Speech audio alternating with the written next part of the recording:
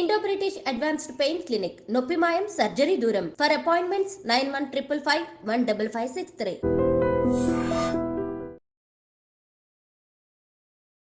నమస్తే, welcome to I dream inside politics with కవిత.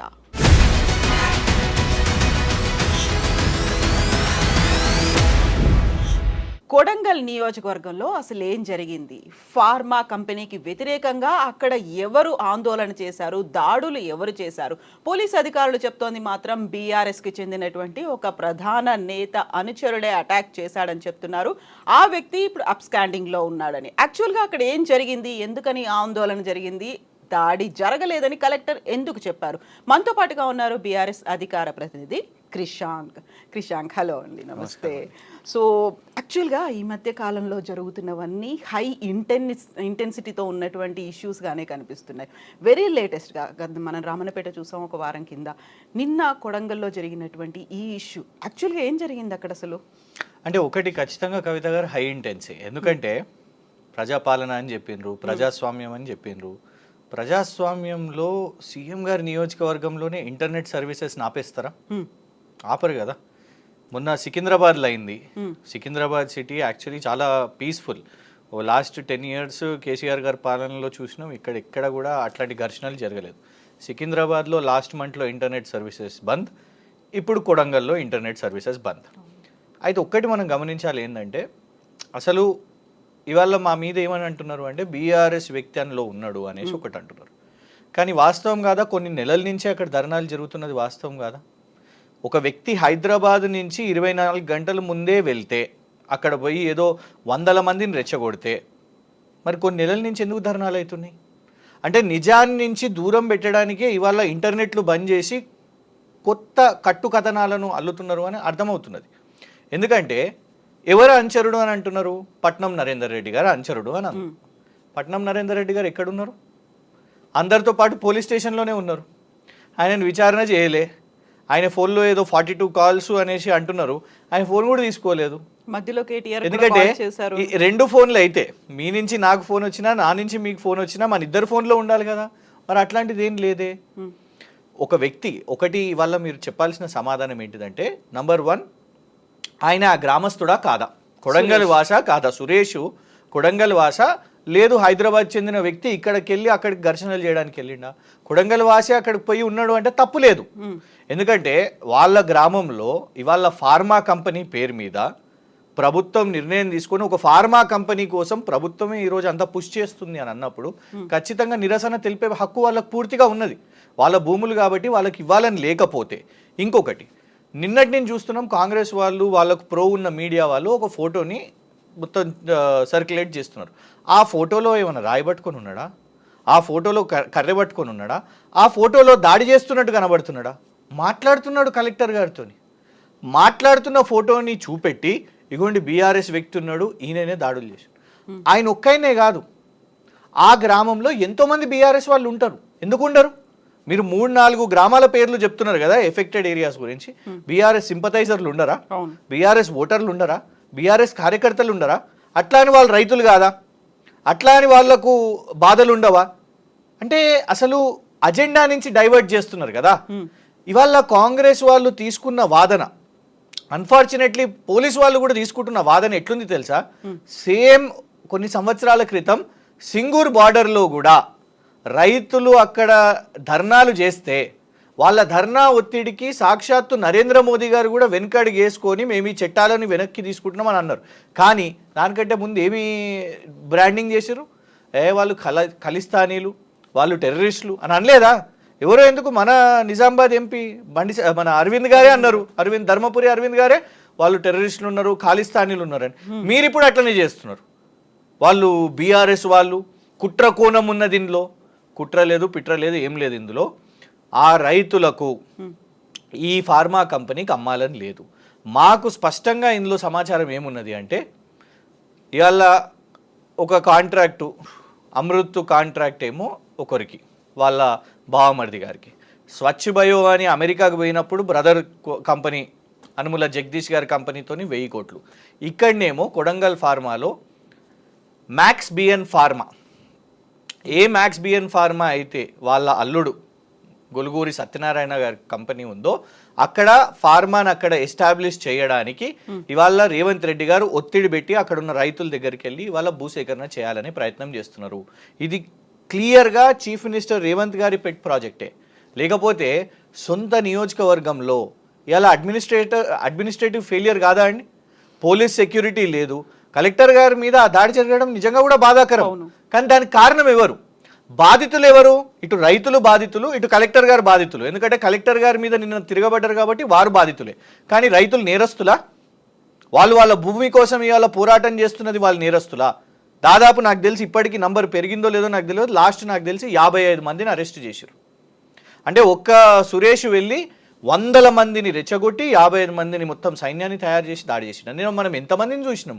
దాదాపు 1000 మంది ఉన్నారు అక్కడ, విజువల్స్లో కనబడుతున్నారు. అంటే ఆ ఆవేశం వాళ్ళలో కనబడుతున్నది. ఎవరు దీనికి కారకులు? ముమ్మాటికి ముఖ్యమంత్రి రేవంత్ రెడ్డి గారే. He needs to think about his decision. కూర్చొని అక్కడ ఉన్న వాళ్ళతో మాట్లాడాల్సిన అవసరం ఉన్నది. వెళ్ళిరు కదా నియోజకవర్గానికి, పండుగకు, దసరాకి వెళ్ళిర్రు, రకరకాల పండుగలకు వెళ్ళిరు. వెళ్ళినప్పుడు కనీసం ఆ గ్రామంలో ఉన్న పెద్దలతోనన్నా ఏంటిది అనే ఇష్యూ అయినా మాట్లాడాల్సిన అవసరం ఉన్నదిగా. మీరు చెప్పిన ప్రజాపాలనకు పాపం వీళ్ళ దగ్గర మీ సొంత నియోజకవర్గంలోనే మీరు ప్రజలది వింటలేరండి. ఇలా వినకుండా వాళ్ళు రోడ్డు మీదకి వచ్చి పోరాటం చేసిన పరిస్థితి. ఇప్పటికైనా కనీసం తెలుసుకోవాల్సిన అవసరం ఉన్నది. వాళ్ళ మీద కేసులు పెట్టి రైతులను ఇబ్బంది పెట్టొద్దు. కలెక్టర్ గారే చెప్తున్నారు, మీరు ఇప్పుడు అన్నట్టు కలెక్టర్ గారే అంటారు దాడి కాదది అని అంటున్నారు. మరి దాడి కానప్పుడు కేసు ఎందుకు? దాడి కానప్పుడు అరెస్ట్లు ఎందుకు? ఇప్పుడు మన ఐజీ సత్యనారాయణ గారు చెప్తున్న దాన్ని బట్టి అయితే 28 మందిని అరెస్ట్ చేశాము అనే మాట చెప్పారు. అవాంఛనీయ సంఘటనలు జరగకుండా భారీగా బలగాలను అయితే పోలీస్ బలగాల్ని మోహరించాము అనేది. సురేష్ అనే వ్యక్తి కలెక్టర్ని తప్పుదోవ పట్టించి తీసుకెళ్లారు, ఇంకో ప్లేస్కి తీసుకెళ్లారు, అక్కడ ఆర్గనైజ్డ్గా అటాక్ అయింది అనేది చెప్తున్నారు. దీంతో పాటుగా బీఆర్ఎస్ పార్టీకి చెందిన కార్యకర్త, అతడి స్వస్థలం మణికొండ. ఇది కలెక్టర్ గారు ఏం మాట్లాడలేదు కదా, నిన్న మీడియాతో మాట్లాడింది మనం చూసినాం. మేము ఎందుకు అనొద్దు? పోలీస్ ఎవరి కోసం పనిచేస్తున్నదండి? రేవంత్ రెడ్డి గారి కిందనే పనిచేస్తున్నది. ఎట్లా తప్పుడు కేసులు వేస్తున్నారో మేము చూస్తున్నాము. ఇవాళ ఈ కొత్త నరేటివ్ అంటే ఒక షేమ్ అయిపోయింది. సొంత ముఖ్యమంత్రి నియోజకవర్గంలోనే రైతులు తిరగబడుతున్నారు అని ఇవాళ జాతీయ స్థాయిలో అందరూ మాట్లాడుకుంటున్నారు. దానికోసం కట్టుకథలు అల్లడానికి ఇవాళ సురేష్ అనే వ్యక్తి తీసుకొని పోయిండు, ఇట్లా చేసిర్రు అని. కలెక్టర్ గారికి సమాచారం ఉండదా ఎక్కడ పబ్లిక్ హియరింగ్ ఉందో? కలెక్టర్ గారి బృందం, స్పెషల్ ఆఫీసర్ అక్కడ ఉన్నారు. కలెక్టర్ గారితో పాటు దాదాపు 3-4 వెహికల్స్ కాన్వాయ్ ఉన్నది. ఆల్రెడీ అక్కడ పోలీస్ సిబ్బంది కూడా, సరే ఆ స్థాయిలో పెద్ద సంఖ్య ఇప్పుడు 300-500 మంది కాకపోయినా దాదాపు 50-100 మంది ఉండే కదా. కానీ సురేష్ అనే ఒక వ్యక్తి కలెక్టర్ గారిని తీసుకొని పోతారా? చెప్పడానికన్నా కనీసం కన్విన్సింగ్ ఉండాలి కదా. కన్విన్సింగ్ ఏమాత్రం లేదు అది. ఎందుకంటే పబ్లిక్ హియరింగ్ని ఎవరు కండక్ట్ చేస్తారండి? గవర్నమెంట్ కండక్ట్ చేస్తుంది, స్పెషల్ ఆఫీసర్ కండక్ట్ చేస్తాడు, కలెక్టర్ కండక్ట్ చేస్తాడు. సురేష్ అనే ఒక వ్యక్తి కండక్ట్ చేస్తాడా? So it is absolutely not convincing. దీన్ని తప్పించుకోవడానికి వాళ్ళ police department failure in protecting collector గారిని ప్రొటెక్ట్ చేయడంలో, ఎట్ ద సేమ్ టైం రైతుల మీద ఇవాళ బద్నాం చేయడానికి ఇవాళ అటు రైతులు తిరగబడ్డారు. అందులో హ్యాండ్ పిక్ చేసి బురద జల్లాలంటే బీఆర్ఎస్ మీద సింపుల్గా బురద జల్లాలి, రాజకీయంగా ఇది జరిగిందని. ఇది వీళ్ళు చెప్తున్న కథలో ఎక్కడ కూడా కన్విన్సింగ్గా లేదు. అంత క్లియర్గా మీడియా ఉండే, నిన్న మీడియా కూడా ఉన్నది, అందుకే ఆ విజువల్స్ అన్నీ బయటికి వచ్చినాయి. ఇంతమందిలో కలెక్టర్ గారిని సురేష్ తప్పుదో పట్టించారు అంటే హాస్యాస్పదంగా ఉంది. ఇప్పటికైనా బీఆర్ఎస్ని అనడమో, కలెక్టర్ గారిని బ్లేమ్ చేయడమో, ఎస్పీ గారిని కూడా మనం ఏమని విన్నాము, ఎస్పీ గారిని సస్పెండ్ చేస్తారు అని కూడా వార్తల్లో వచ్చింది. ఎస్పీ గారిని బ్లేమ్ చేయడమో, ఇటు రైతులను బ్లేమ్ చేయడమో ఇది కాదు. దీంట్లో పూర్తిగా బాధ్యత, బ్లేము తీసుకోవాల్సింది కేవలం రేవంత్ రెడ్డి గారు. ఈ మొత్తం ఫియాస్కో దట్ ఒక అండర్స్టాండింగ్కి, ఒక రెజల్యూషన్కి వాళ్ళు రాలేకపోయినారు. కాబట్టి కొన్ని నెలల నుంచి జరుగుతున్న ధర్నాలో ఇప్పటికైనా కూడా ఇది ఇట్లా సాగదు. ఇప్పుడు రైతుల మీద వీళ్ళు కేసులు వేసిర్రు అనుకోండి, రైతులు ఎఫెక్టెడే అవుతారు.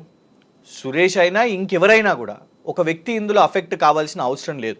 సో దయచేసి రాజకీయం మానుకోండి, రైతులకు న్యాయం చేయండి. ఆ ప్రాజెక్ట్ని రోల్ బ్యాక్ చేసుకుంటారా, రైతుల పక్షాన్ని నిలబడతారా, వాళ్ళందరినీ కూల్ డౌన్ చేసి వాళ్ళతో మాట్లాడతారా, అది ఆ దిశగా కాంగ్రెస్ ప్రభుత్వం ఆలోచించాలి. ఇప్పుడు సోషల్ మీడియాలో ఒక ఫోటో తిరుగుతుంది. ఈ దాడి జరగడానికి కొన్ని రోజుల ముందే ఆ సురేష్ అనే వ్యక్తి వచ్చి కేటీఆర్ని కలిశారు, పట్నం నరేందర్ రెడ్డితో వచ్చి కలిశారు, కంప్లీట్గా అక్కడ జరిగేటువంటిది నిన్న ఆందోళనలో ఎలాంటి అల్లరి జరుగుతుంది ఇవన్నీ కూడా కేటీఆర్కు తెలుసు, ఒక ఆర్గనైజ్డ్గా జరిగింది అనే దానికి ఏం చెప్తారు మీరు?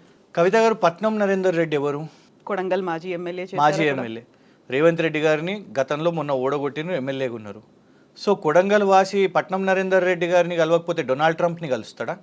పట్నం నరేందర్ రెడ్డి గారిని కలుస్తారు కదా. నంబర్ 1. కేవలం సురేష్ ఒక్కడే కలిసిండా? కొడంగల్ రైతులు కేటీఆర్ గారిని కలవలేదా? ఎస్, కొడంగల్ నుంచి ఎంతోమంది రైతులు వచ్చి కలిసిండ్రు. అది ఓపెన్గా బహిరంగంగా ఉంది. కానీ అందులోకి వెళ్ళి కలెక్టర్ గారితో ఉన్న దాని విషయం మీద వాళ్ళు ఏం నేరం చేసిండు చెప్పండి. సురేష్ అయినా ఇంకెవరైనా కూడా వాళ్ళు ఏం నేరం చేసిండు? సురేష్ దాడి చేస్తూ కనిపించిన ఒక్క విజువల్ చూపెట్టండి, అప్పుడు నిజంగా మేము తప్పంటాం. సురేష్ కట్టె పట్టుకున్నా, రాయి పట్టుకున్నా, సురేషే వైలెంట్గా ఏదైనా బిహేవ్ చేస్తే అది తప్పు అని మేము అనొచ్చు. కానీ సురేష్ మాట్లాడుతూ ఉంటే, సమస్యను అక్కడ ఎక్స్ప్లెయిన్ చేస్తుంటే, ఎందుకంటే మొన్న చూడలేదా రామన్నపేటలో కూడా cement factory Ambuja cement, Adani సిమెంట్ని అక్కడ వద్దని చెప్తూ రకరకాల ప్రొటెస్ట్లు అయినాయి. కొందరు స్లోగన్స్ ఇచ్చిర్రు, కొందరు డయస్ మీదకి ఎక్కిండ్రు, కొందరు మాట్లాడుతుంటే ఆపినరు, కొందరు నల్ల దుస్తులు వేసుకున్నారు, కొందరు గో బ్యాక్ అదానీ అని కూడా ఇచ్చిండ్రు. రకరకాల ప్రొటెస్ట్ అయినాయి. అక్కడ ఒక ప్రొటెస్ట్ జరిగింది. అక్కడ మీరు అనలేకపోయారు బీఆర్ఎస్ ఇది అదని, ఎందుకంటే గ్రామం అపోజ్ చేస్తున్నది. మీరేం చేసిరు? అక్కడ చిరుమర్తి లింగయ్య గారిని రానివ్వకుండా అరెస్ట్ చేసిరు. ఇక్కడ కూడా నరేందర్ రెడ్డి గారు రాలేదు.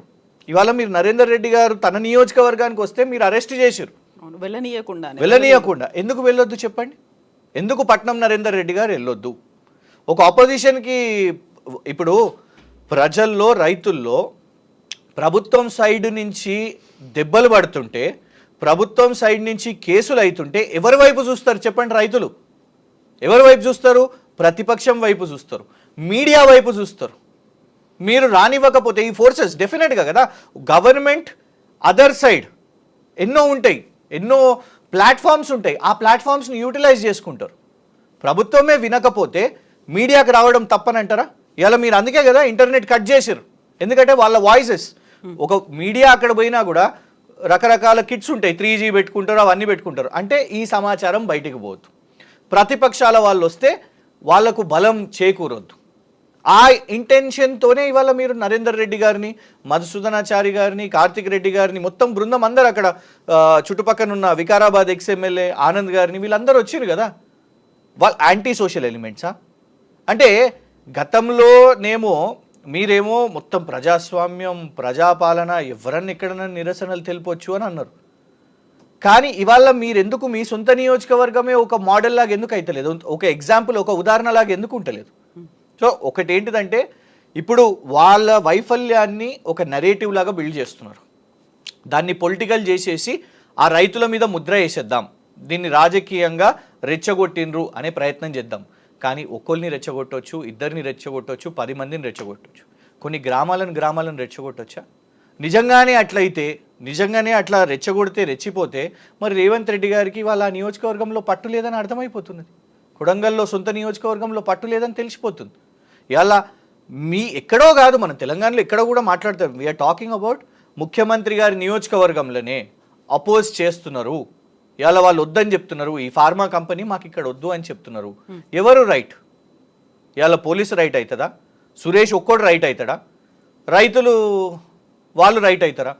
ఒక వ్యక్తి వాళ్ళని రెచ్చగొడుతుండు అని అంటే there should be a cause కదా. ఎగ్జాక్ట్లీ. ఆ మిస్లీడ్ చేసినటువంటి సురేష్ ఇప్పుడు అప్స్కాండింగ్ లో ఉన్నారు, ప్రత్యేక బృందాలతో దర్యాప్తు జరుగుతోంది, గాలింపు చర్యలు చేపడుతున్నారు. ఇవన్నీ అనుకున్నప్పుడు వాట్ విల్ హ్యాపెన్ నెక్స్ట్ అనేది ఏం జరుగుతుంది అసలు? I hope Suresh should be safe first of all. ఎందుకంటే ఈ నరేషన్ మధ్యలో, ఈ కాన్స్పిరసీ థియరీ మధ్యలో పాపం ఆ సురేష్ అనేట ఆయన బలి కావద్దు, ఏ రైతు బలి కావద్దు. వాళ్ళు చేసింది, వాళ్ళు ఏం చేసిర్రు? ఆ కాజ్ ఏంటిది? వాళ్ళ భూమి కోసం పోరాటం చేసిర్రు. ఇవాళ దేశవ్యాప్తంగా అందరూ కూడా కొందరు చర్చ మేము చూస్తున్నాం. అంటే కాంగ్రెస్ వాళ్ళు ఏం చేస్తున్నారంటే కలెక్టర్ మీద దాడి చేసి ఊరుకుంటారా అని. వాళ్ళు ఎందుకు చేసిర్రండి? వాళ్ళు ఏమి రేపు పొద్దున నక్సలైట్లు అయిపోవాలని చేయలేదు. వాళ్ళు కేవలం వాళ్ళ వ్యవసాయ భూమి కోసం మేము మా భూములు ఇవ్వం అని అన్నారు. కొన్ని నెలల నుంచి ధర్నాలు చేస్తున్నారు. అయినా మీరు మొండిగా వాళ్ళకు ఈ పబ్లిక్ హియరింగ్ ఇదంతా సేకరిస్తాము అని అనేసరికి ఏం జరిగిందో మనకు ఎవరు కూడా తెలియదు. ఆ స్పర్ ఆఫ్ ద మూమెంట్లో ఆ రియాక్షన్ అయింది. దాన్ని మీరు చేయాల్సింది ఏంది? వాళ్ళని బ్రాండింగ్ చేయడం కాదు, వాళ్ళు తప్పు చేసిర్రు అని అనడం కాదు. తప్పులను అవన్నీ కూడా పక్కన పెట్టి ఎట్లయితే కలెక్టర్ గారు అన్నారో దాడి జరగలేదు అని అన్నారో ఆ ఇష్యూ నుంచి మీరు రిజాల్వ్ చేసుకొని ఫస్ట్ అసలు ఈ ఫార్మా కంపెనీ విషయం మీద ముందుకు పోదామా వెనకడిగేద్దామా దాని గురించి చర్చ చేయండి, అక్కడ రిజాల్వ్ అవుతుంది. అది కాకుండా ఆ రైతులు వాళ్ళు ముద్దాయిలు అది బీఆర్ఎస్ చేపించింది అని అంటే మాత్రం అది ఆగిపోదు. ఒక వ్యక్తిని మనం రెచ్చగొడితే అక్కడ ఆ సమస్య పరిష్కారం కాదు. డెఫినెట్గా ఆ ఇష్యూతోనే అరే మహిళలు ఎట్లా రియాక్ట్ అయినారో మనం చూసినాం కదా, ఆ కారు ధ్వంసాలు అవన్నీ మహిళలు మనం చూసినాం కదా. వాళ్ళు ఉట్టిగా ఎవరో చెప్తే ఇంకా నయ్యం. గతంలోలాగా మనం చూసినాం కొన్ని ఇష్యూస్ మీద మూసి ఇవన్నీ డిమాలిషన్స్ విషయం మీద ఏమని చెప్పారు, వాళ్ళు పెయిడ్ ఆర్టిస్టులు అని చెప్పారు. సంతోషం ఇందులో పెయిడ్ ఆర్టిస్ట్ అనలేరు, ఇందులో బీఆర్ఎస్ కార్యకర్తలు అనే నెరేటివ్ తీసుకున్నారు. కానీ పెయిడ్ ఆర్టిస్టులు వాళ్ళు రైతులు కాదు, వాళ్ళు ఇళ్ళ నిర్మాణము ఇల్లు కూల్చివేతలు కాదు అని ఇట్లాంటి డైలాగులు మనం చూసినాం, వచ్చినాయి ప్రభుత్వం నుంచి. ఈ సంవత్సరంలోనే శ్రీధర్ బాబు గారు మాట్లాడిరు, రేవంత్ రెడ్డి గారు మాట్లాడిరు. సంతోషం ఇళ్ళనన్నా మీరు పెయిడ్ ఆర్టిస్టులు అని అనలేదు, ఎందుకంటే వాళ్ళ బాధ కనిపిస్తున్నది కవిత గారంలో, వాళ్ళ తిరుగుబాటులో వాళ్ళ ప్రతిఘటనలో వాళ్ళ బాధ కనిపిస్తున్నది. వాళ్ళ హక్కులు చెప్పుకుందామని ప్రయత్నం చేశారు. అందుకే మాత్రం మనం ఆ రైతులను దయచేసి వాళ్ళని ఏదో యాంటీ సోషల్ ఎలిమెంట్స్ లాగా చూడడం అది కరెక్ట్ కాదు. Yes, thank you so much Krishank, thank you.